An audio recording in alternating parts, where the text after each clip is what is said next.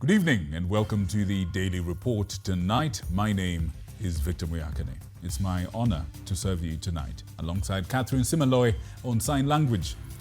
Here is what we have for you tonight by way of highlights.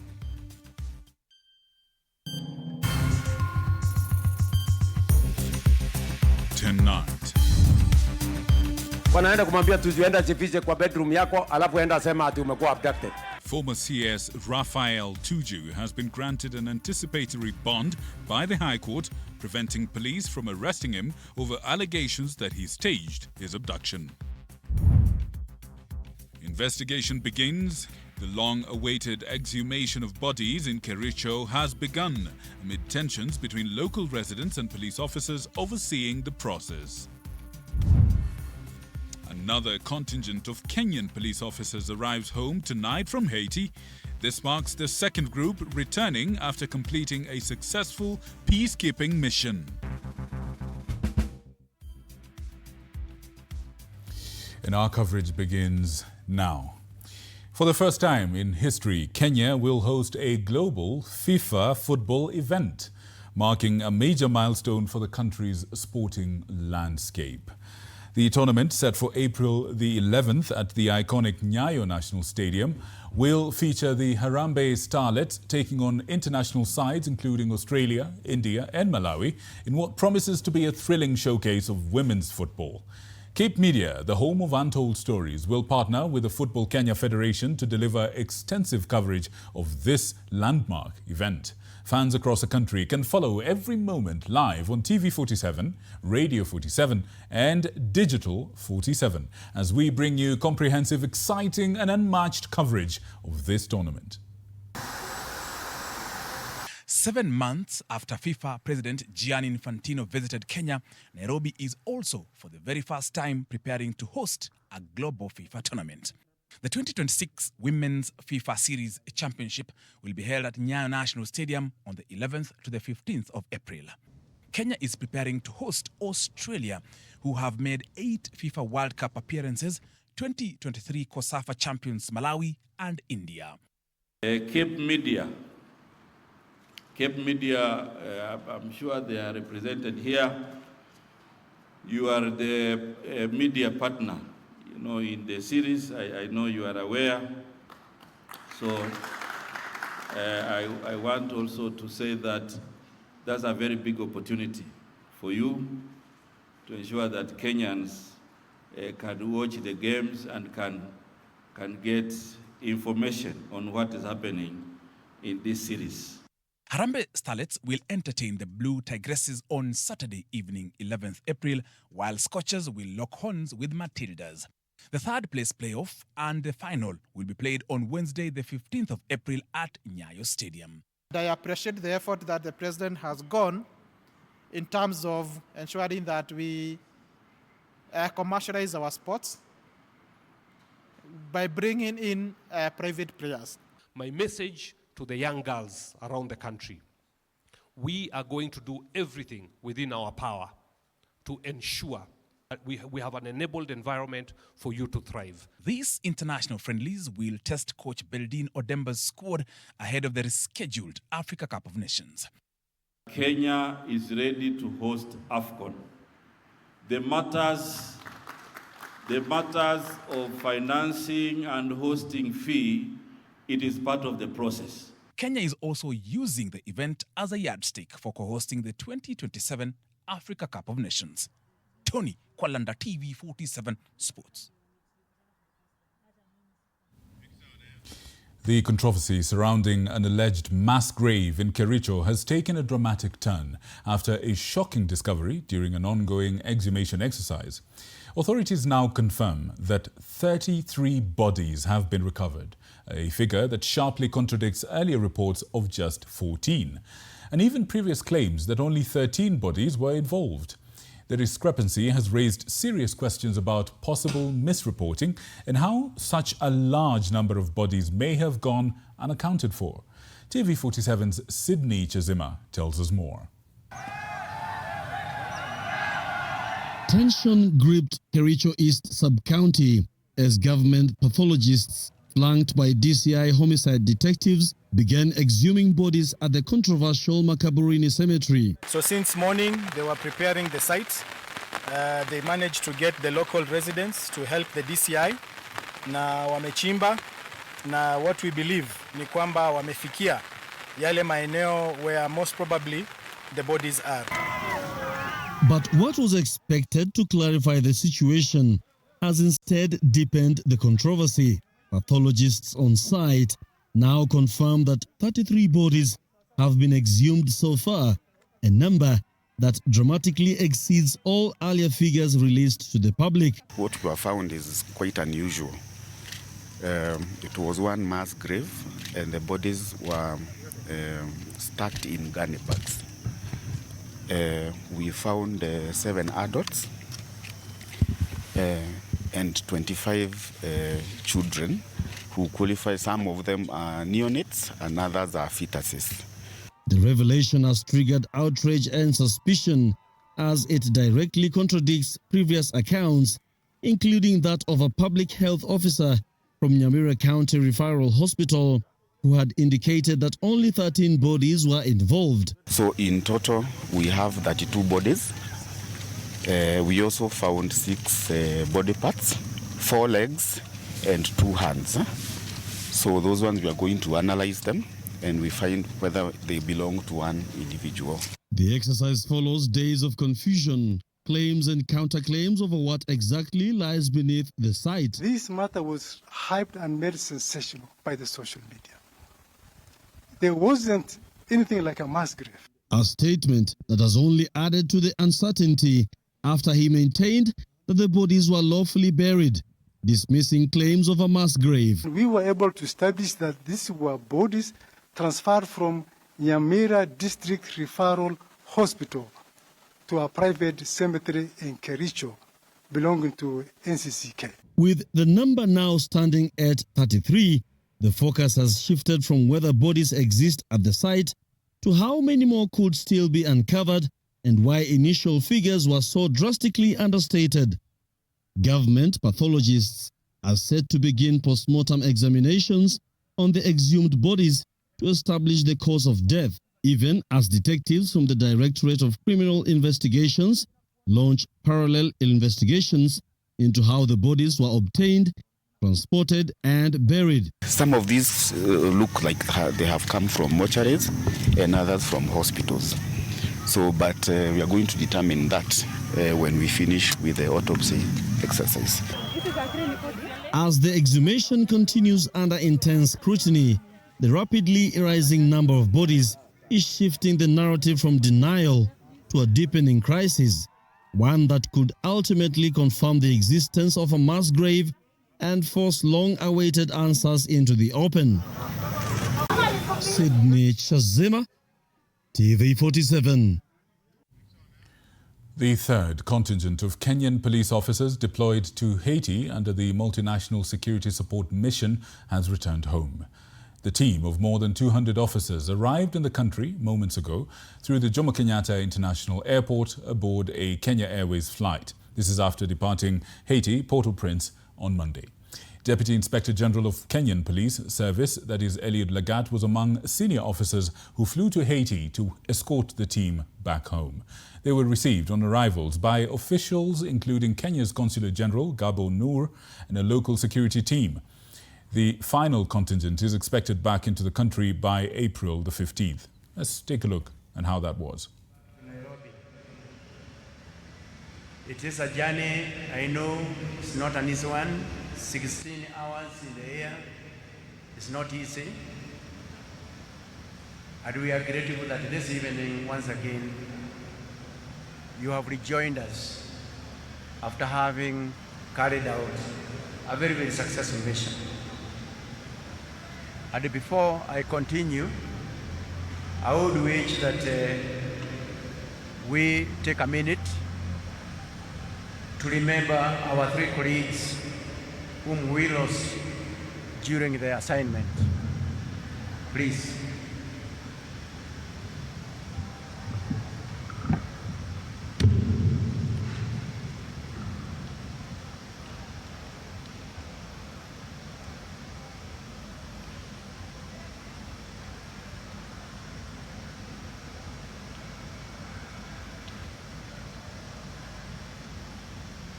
Thank you very much.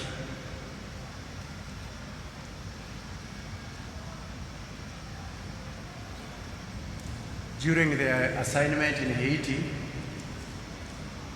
we lost 3 of our colleagues in the front line.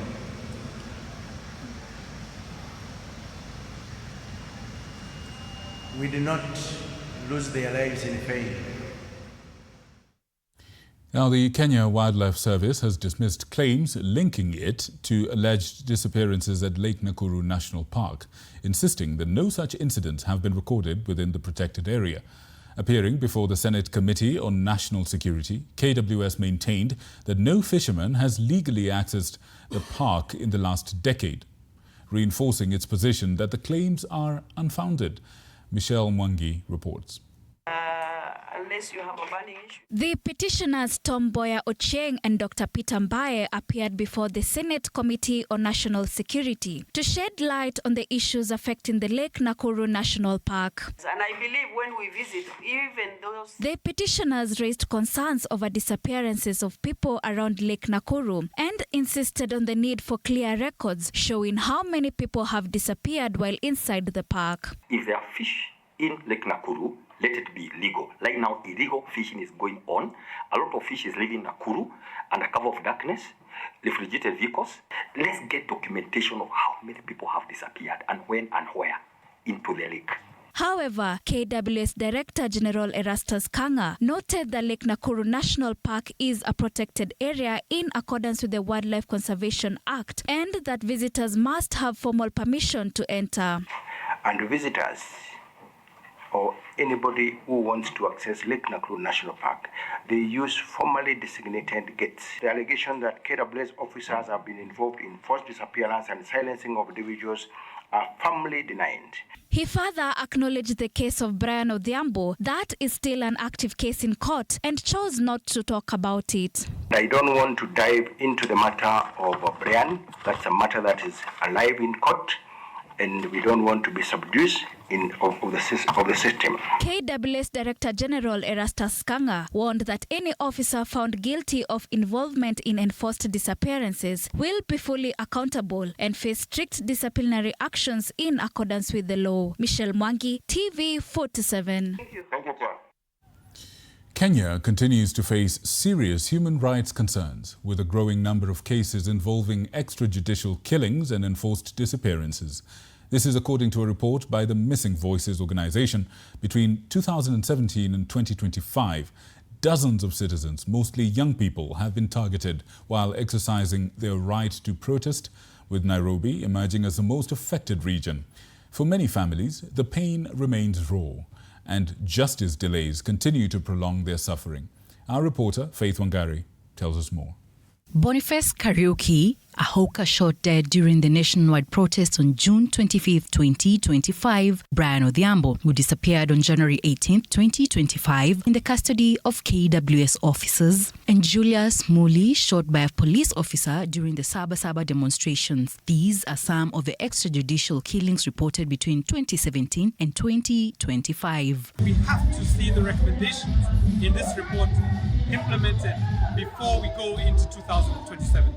The area that had most cases was Nairobi, and specifically within the months of June and July. Recent data shows a worrying rise of extrajudicial killings from 104 in 2024 to 124 in 2025. Most of these deaths were caused by shootings, beatings, and other excessive use of force by police during public protests. At the same time, enforced disappearance dropped sharply from over 50 cases to just 6. The government is now prioritizing reparations and compensation for victims of demonstrations and protests from the year of 2017, 2024, and 2025 only. For claims that fall outside the demonstration and protest, you can always come later to register your claim. Even as the Commission's process gains momentum and the executive meant to compensate, concern remains over the timeliness, access, and whether all affected families will be reached. Faith Wangari for TV47, Nairobi. Former Cabinet Secretary, that is Raphael Tuju, has been granted anticipatory bail by the High Court, shielding him from arrest over claims that he staged his own abduction. The development comes even as President William Ruto weighs in on the matter, saying Tuju needs honest friends amid escalating legal drama. Tuju is facing charges of providing false information to police after alleging that he had been trailed and abducted, I beg your pardon. Sheila Chalangant tells us more. Former Cabinet Secretary Raphael Tuju has been given a sigh of relief after being granted an anticipatory bond by the High Court, preventing police from arresting him over allegations that he staged his own abduction. But even as the former CS receives the good news, his troubles during the day seem to be far from over, as he remains admitted to the current hospital under police guard after failing to appear in court due to illness. The right thing to do this morning than to drag a sick man to hospital, to court, the police officers took him to the current hospital. It is confirmed by the defense. Tuju had been expected to take plea on charges of giving false information to a person employed in public service, contrary to Section 129A of the Penal Code. Prosecutors alleged that on March 21st, he falsely reported to a current police station officer that he had been trailed and abducted by unknown individuals.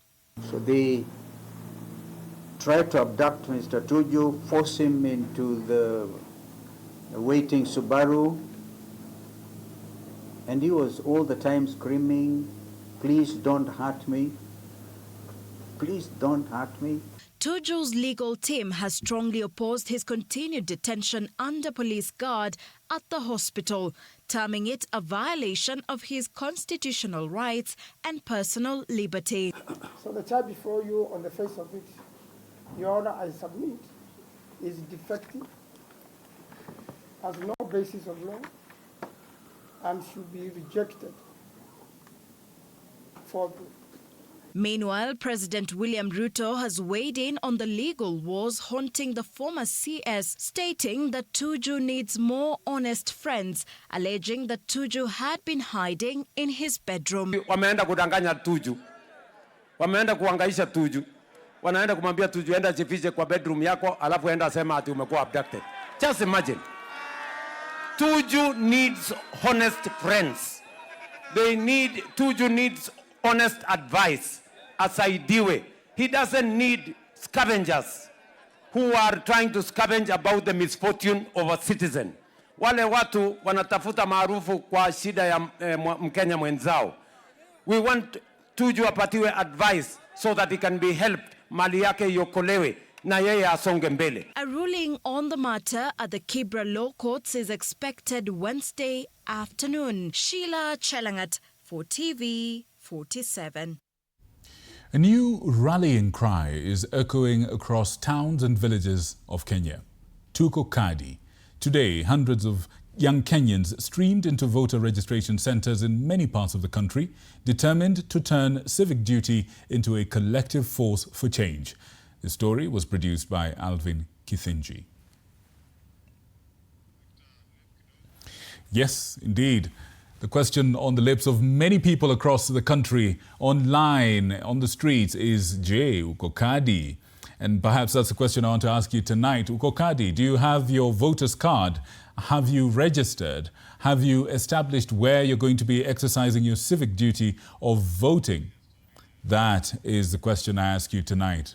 Uko kadi? Let us know what you think on the SMS platform 22047, on our X platform at TV47 News. Let us know what you think. My handle on X is @Muyakane. Let me know what you think. Uko kadi? Uko kadi? The question is mine. The answer is yours. Back to the story we told you about. Our boys and girls are back home. The third contingent of Kenyan police officers deployed to Haiti under the Multinational Security Support Mission has returned home. This team of more than 200 officers arrived in the country just a few minutes ago through the Jomo Kenyatta International Airport aboard a Kenya Airways flight. This is after departing from Port-au-Prince in Haiti on Monday. Deputy IG Eliud Lagat was among the senior police officers who flew to Haiti to escort the team back home. They were received on arrival by officials, including Kenya's Consulate General Gabo Noor and a local security team. Let's have a look at this, even as we consider that the final section, the final contingent of the team in Haiti will come back into the country on April, or rather by April the 15th. Let's take a look.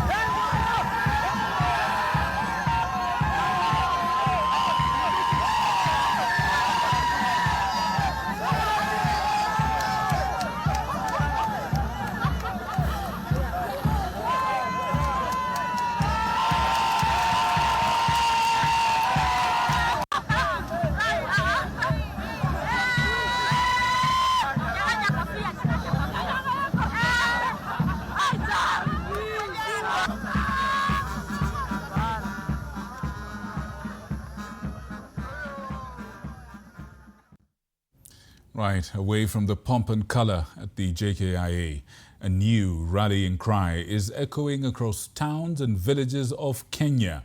Tuko Kadi. Today, hundreds of young Kenyans streamed into voter registration centres in many parts of the country, determined to turn civic duty into a collective force for change. Let's have a look.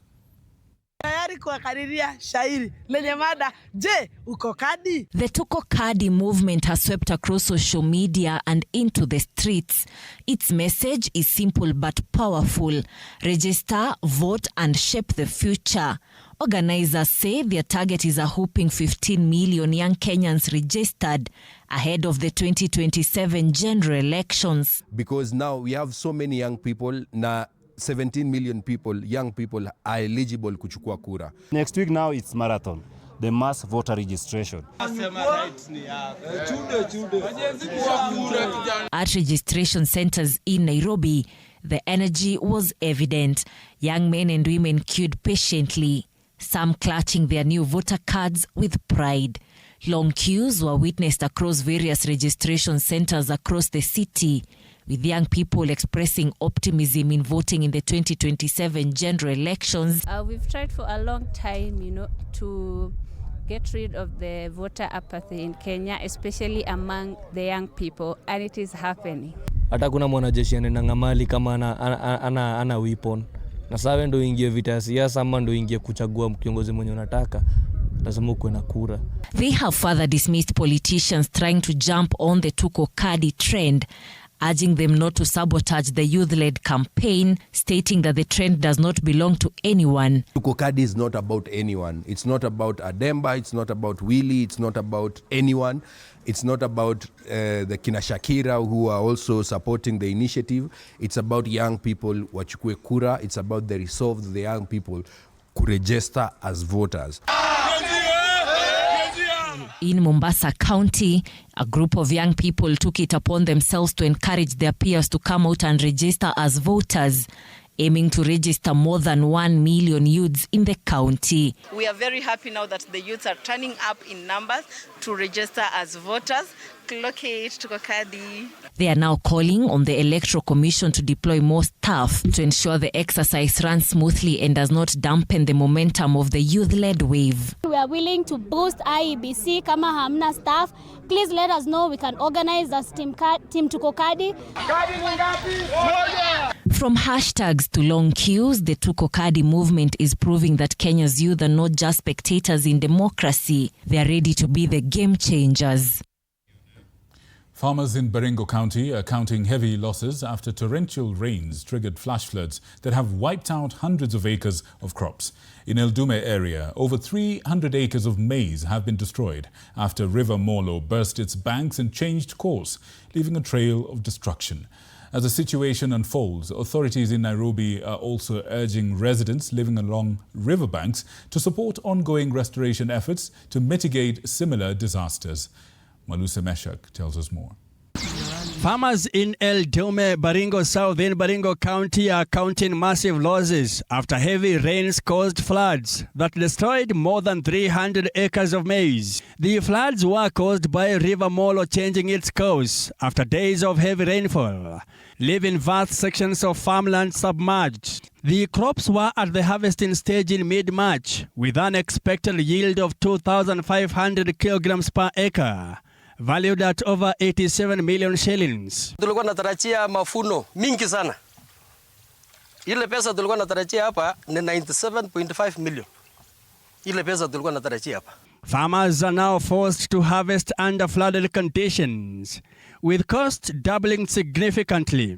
More than 200 households have been affected, with 3 villages submerged and families displaced. Niombe serikali kuu na ya kaunti waje sasa watusaidie, sababu tumeumia kama sasa ndio tunapata mapato. The floods have also increased the risk of human-wildlife conflict, with animals such as hippos, crocodiles and snakes moving closer to homes. The county government has begun offering support by providing fuel to transport harvested crops, even as farmers continue to call for more financial aid and long-term flood control measures. Tunajaribu kuona ni mbinu gani aswa tutaweza kusaidia wananchi hawa ili waweze ile tunasema kwa kimombo rebuild back better. As the rains continue to affect several parts of Nairobi, the Nairobi River Commission on Tuesday held a meeting with residents living along riverbanks to involve them in river restoration initiatives. Meanwhile, the Meteorological Department has warned that heavy rains will continue in various parts of the country, although they are expected to reduce starting Tuesday. On that note, we want to take a bit of a breather. When we come back, we will have more for you. Please keep it right here on the home of Untold Stories.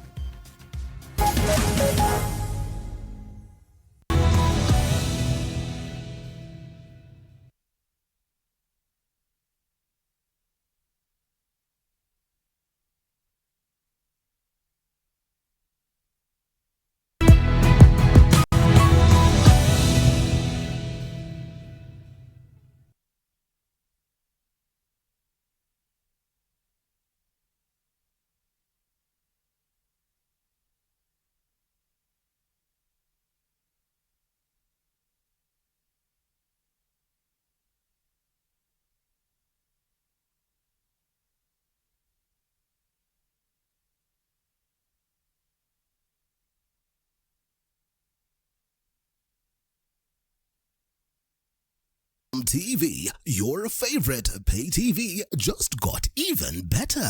Effective 1st March 2026, we have added 5 amazing new TV channels to keep you entertained day and night. AMC Movies and Nolly Africa for the best of Nollywood movies and series. Music Box Hits and Music Box Dance for non-stop music hits and dance. And Manchester United TV for football fans. More movies, more music, more sports, all in one place.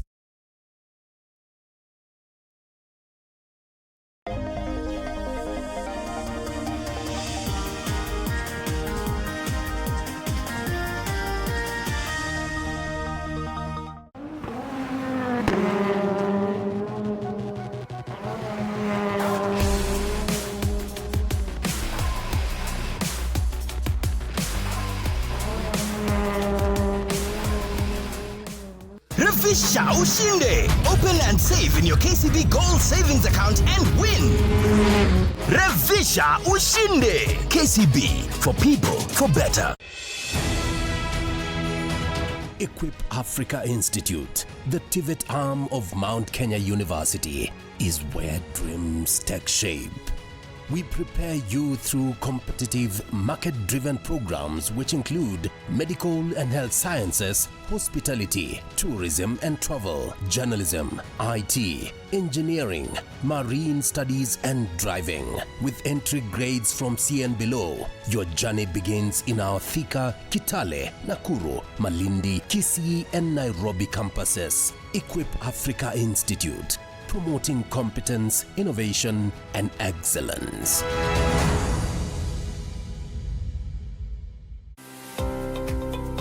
Are you in Homa Bay and its environs? Did you know you can easily claim your lost and found financial assets for you, your loved ones, or your organization? The Unclaimed Financial Assets Authority, UFAA, in collaboration with the County Commissioner, Homa Bay, is giving you an opportunity to claim your lost and found financial assets. From 23rd to 27th March 2026, come to Raila Odinga Stadium with your ID, a copy of a relative's death certificate, a copy of a grant, or a copy of an organization's registration certificate to search and claim your unclaimed financial assets. Listen to Radio 47 for more details. Claim your cash. Karibu Nawe. The Unclaimed Financial Assets Authority. Receive, safeguard, reunite.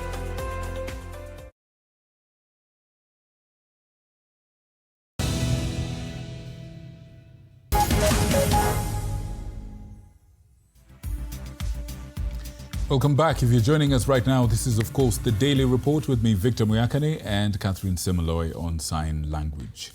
We proceed. And a standoff is brewing between governors and senators over the management of the Universal Health Coverage Funds.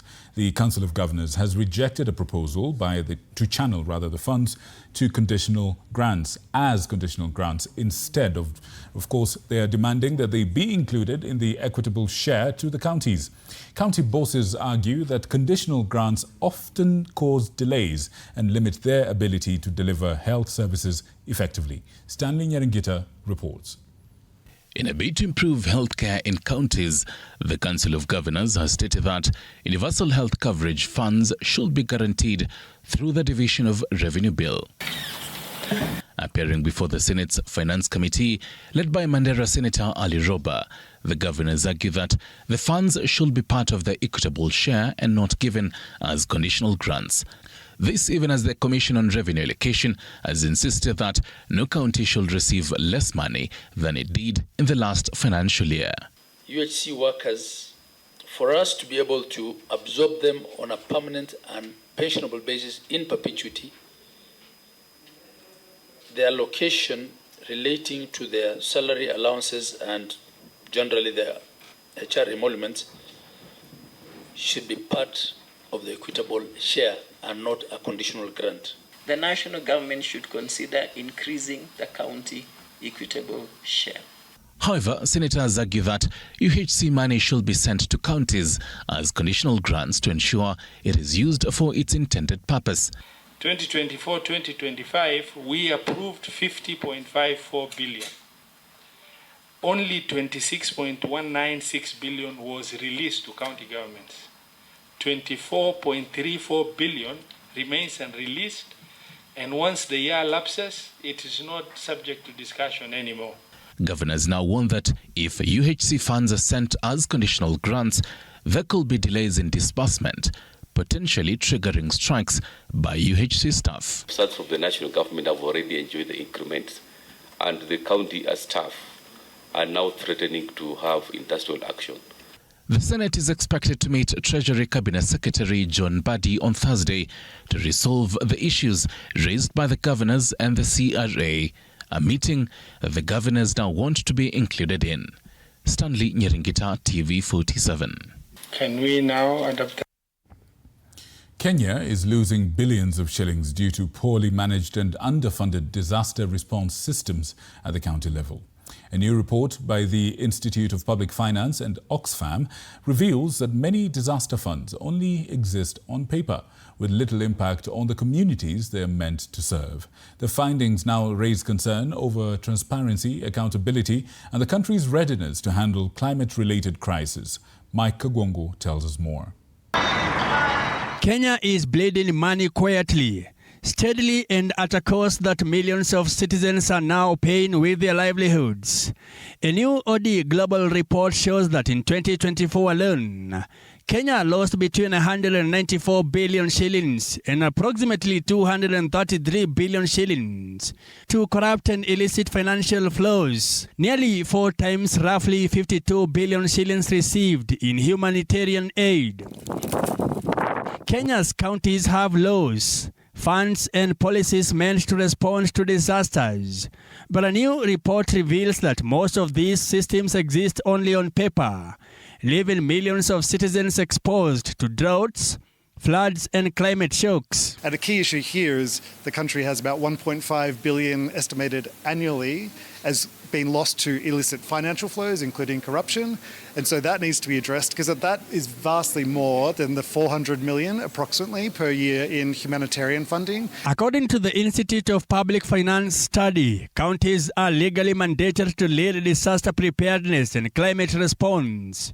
But most disaster funds remain dormant, underfunded or poorly governed. We need to enact it so that we can be able to have a strong foundation, a strong law to which the nation can then work from. The study covering Marsabit, Garissa, Tana River and Nairobi shows that although emergency funds, climate funds and disaster risk funds exist in law, they barely operate as intended, creating a dangerous gap between policy and reality, and leaving communities dependent on NGOs and donors during crises. Because at the moment, a lot of the counties have their own bills, acts that they have put in place, and they're trying their best. Mike Kagwango, TV47, Nairobi. Tonight, the clamour for President William Ruto's running mate slot in the next year's general election is piling pressure on the head of state as he struggles to juggle regional and ethnic interests as well as political loyalty that could make or break his re-election bid. Among those jostling for the slot are Cabinet Secretaries John Mbadi and Hassan Joho, as well as Governors Gladys Wanga and Simba Arati. Deputy President Kithure Kindiki, however, remains unmoved amid growing calls to dislodge him as second in command. Apollo Kamau reports. President William Ruto's weekend tour of Homa Bay County has not only reignited debate on his 2032 succession, should he be re-elected in 2027, but also raised the stakes on his running mate selection for next year's poll amid intense lobbying by potential candidates. Karibu sana, Your Excellency. Ruto's public praise of National Treasury Cabinet Secretary John Mbadi, who has declared interest in the 2032 presidency for his performance, has added a new twist to the succession politics. I work with Mbadi with a lot of ease because he understands things fast. He is a sharp man. He understands politics. He knows how to navigate issues. When you are exiting, this region must produce the next president of the Republic of Kenya. And we will give you the right people. ODM insiders now argue the president's remarks amount to an endorsement of Mbadi's future bid, further strengthened by his close ties to late ODM party leader Raila Odinga, who backed his appointment, making him the first Luo to hold the Treasury docket. Homa Bay, hoye! Ruto's Nyanza tour has also sparked fierce jostling within ODM, ahead of pre-coalition talks with the Coast region rallying behind mining CS Hassan Joho. Niko kweli na nia ya siku moja kuwa rais wa taifa la Kenya, Mungu ataniwezesha. Lile la chini zaidi ni deputy president comes from ODM. Na kama wapwani tunasema we produce a son of the soil that can be able to be fit to be the deputy president of this country. Lazima na sisi tumwambie rais, sisi tunakusupport, lakini na wewe lazima mara hii uweze kutukumbuka sisi. Deputy President Kithure Kindiki still leads the pack, with analysts warning that dropping him could cost Ruto crucial Mount Kenya East votes, including Embu, Meru and Tharaka Nithi, and risk losing the entire bloc. Kindiki's job is safe. Ruto cannot take a gamble. If you give a Luo the Luyas, say we were there before them, we supported you in 2022, how can you come and give a Luo? You give a Luo, Luos are up in arms. So you remain with Kindiki. Promise them 2032, we will support them. But Kindiki, you touch Kindiki, you antagonize the entire equation. Also in contention are Kisii Governor Simba Arati and Homa Bay Governor Gladys Wanga, with Wanga facing integrity questions from the Auditor General and the Senate, a factor that could hurt her chances. Apol Kamau, TV47. Jubilee Party presidential aspirant Fred Matiang'i has pledged to place youth at the centre of his political agenda and promising to shift towards inclusive and accountable leadership. Speaking during the launch of the Jubilee Party headquarters in Nyandarua, Matiang'i said that the country's future depends on empowering young people and giving them a real voice in governance. Na wale ambao watatuongoza katika mtindo huo na safari hiyo ya kubadilisha nchi yetu ni vijana wetu. Tuwakuze, tuwasaidie, tuwape support yote ambao wanahitaji waende mbele ili tubadilishe uongozi wa nchi yetu ya Kenya. Na tuweke amani tukiendelea namna hiyo. Kaunti hii inaonekana kama ni kaunti iko tajiri sana. Kila pahali ukienda unaona chakula, viazi, but you have no markets. Hatuna market ya viazi yetu, market ya maziwa yetu ni shida.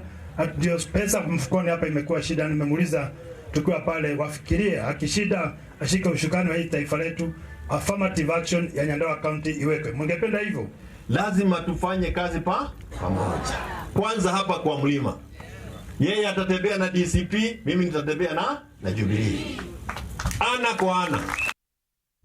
Kiharu Member of Parliament Ndindi Nyoro has blamed the high cost of fuel on heavy taxation and what he terms as irregular handling of the fuel levy by the government.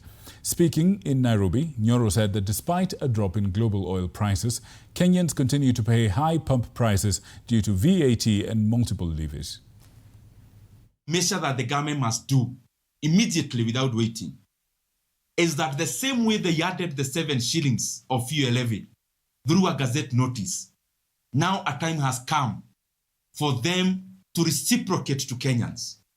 Kenyans have been paying this additional VAT for the last 3 years. Kenyans have been paying the additional fuel levy for the last many months when the global oil prices were falling.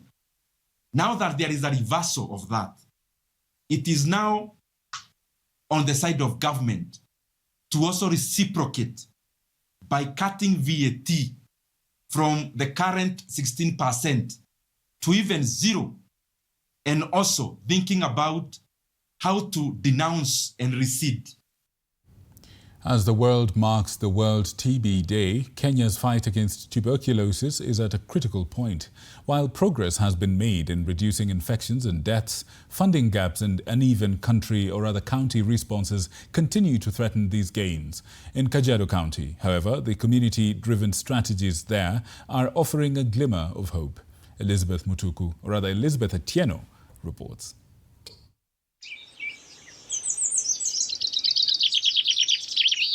80 kilometers south of Nairobi lies Kajiado County, a vast sun-bleached landscape of arid brown earth, sparse green vegetation, and red volcanic soil that stretches to the horizon. It is an open county, beautiful and unforgiving in equal measure. And here, quietly, tuberculosis persists.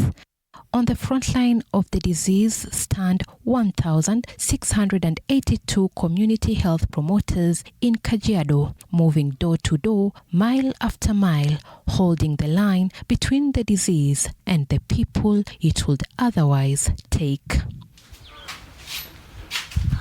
Eunice Akoth is one of them. She carries her fully equipped kit as she visits Peter Musheru, a TB patient under her care.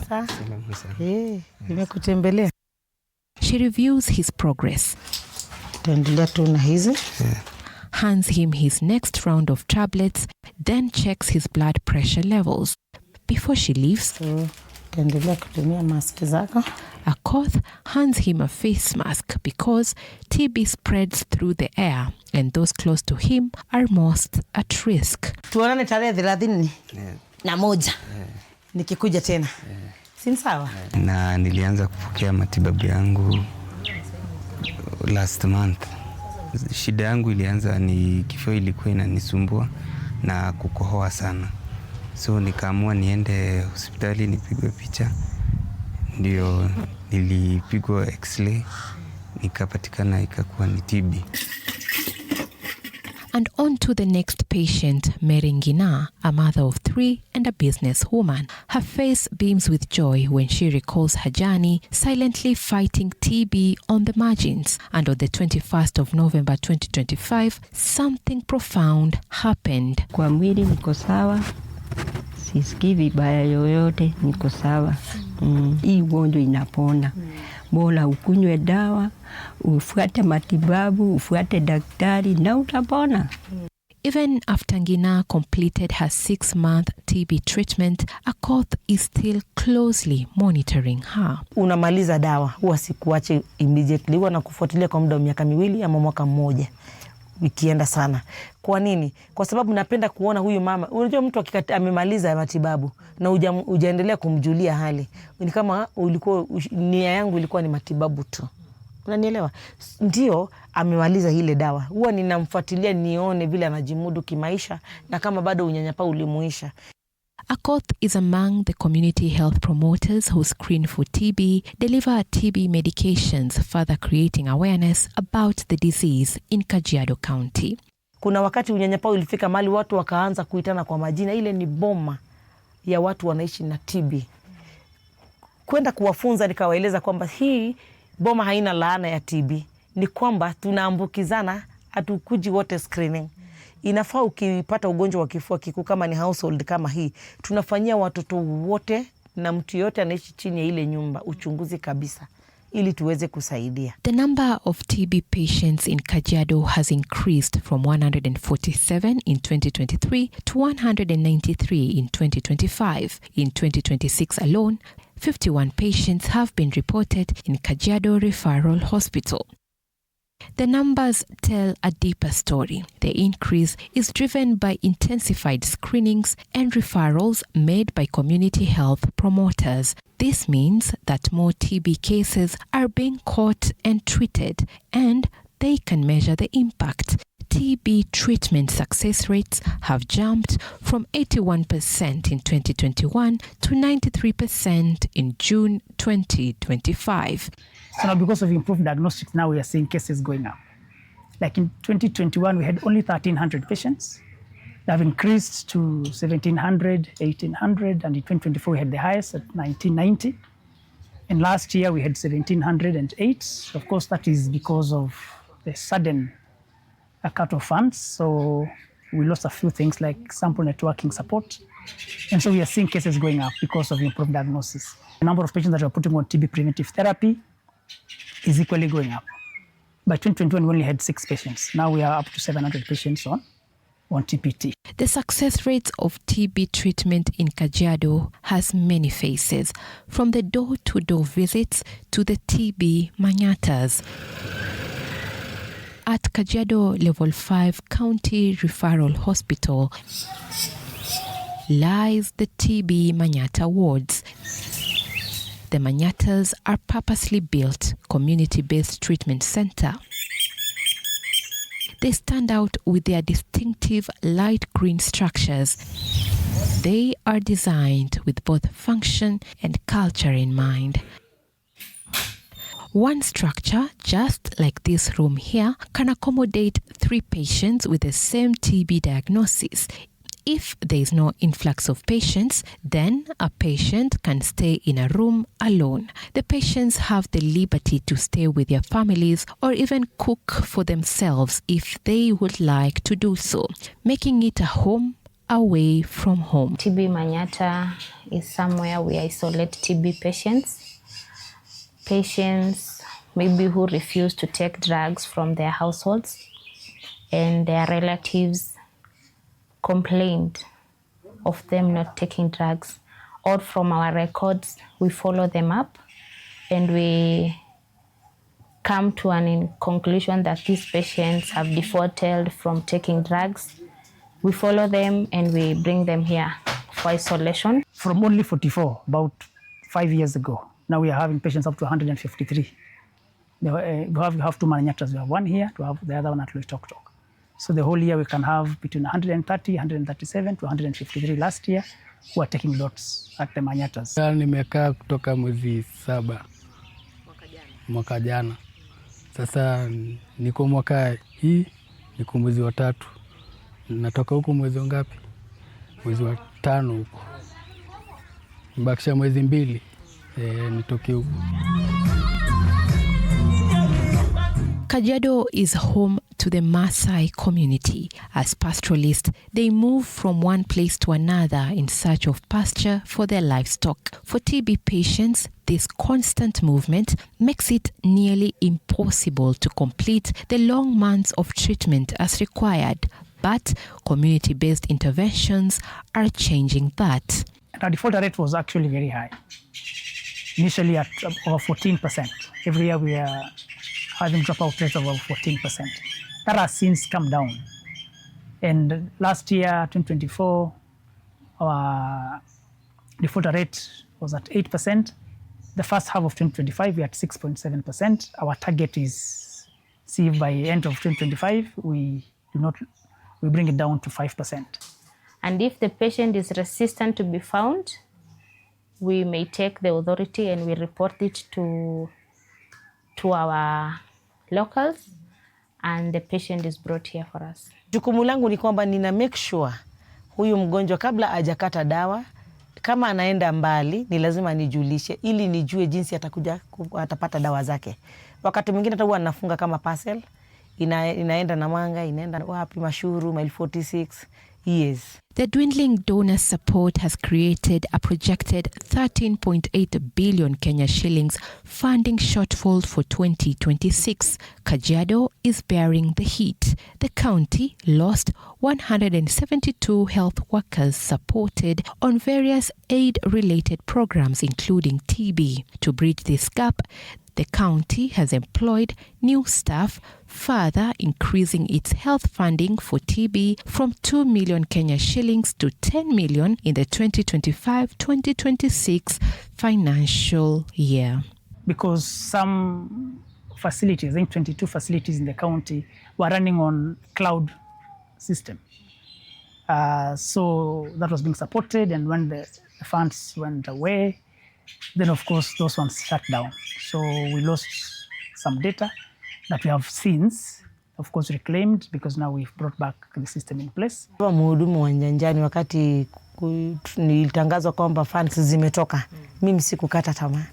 Nilikuwa mstari wa mbele kupigania wagonjwa wanaoishi na ugonjwa wa TB. Nilikuwa ninatembea hata zaidi ya nyumba 10 nikipeleka dawa. As Kenya joins the world in marking World TB Day themed Yes, We Can End TB, Kajiado County is in the forefront in eradicating TB through the use of community-based strategies that have supported patients to remain on treatment. Elizabeth Atieno, TV47 in Kajiado.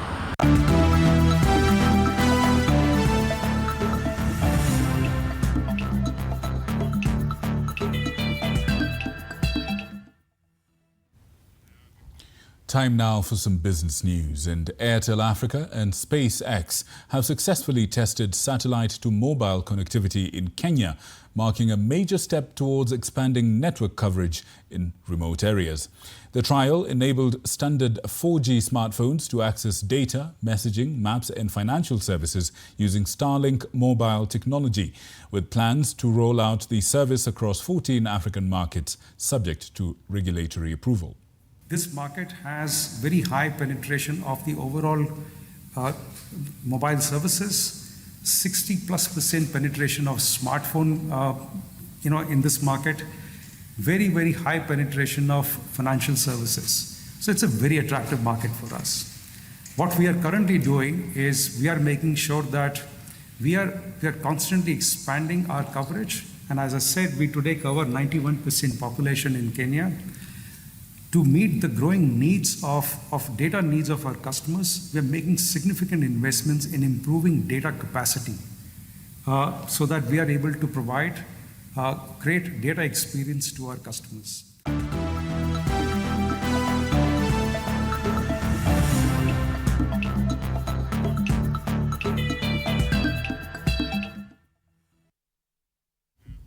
The national men's football team, Harambee Stars, have touched down in Kigali, Rwanda, ahead of the eagerly awaited FIFA series. The Benny McCarthy-led side has been drawn in Group A alongside Estonia, Grenada and hosts Rwanda. The Stars, who are seeking redemption after a heavy defeat against Senegal in the last March, will look to bounce back as they face Estonia on March 27th before taking on either Rwanda or Grenada on March the 30th. Both matches will be played at Amahoro Stadium. And the tournament will also serve as preparation for the 2027 Africa Cup of Nations, which Kenya will co-host with Uganda and Tanzania.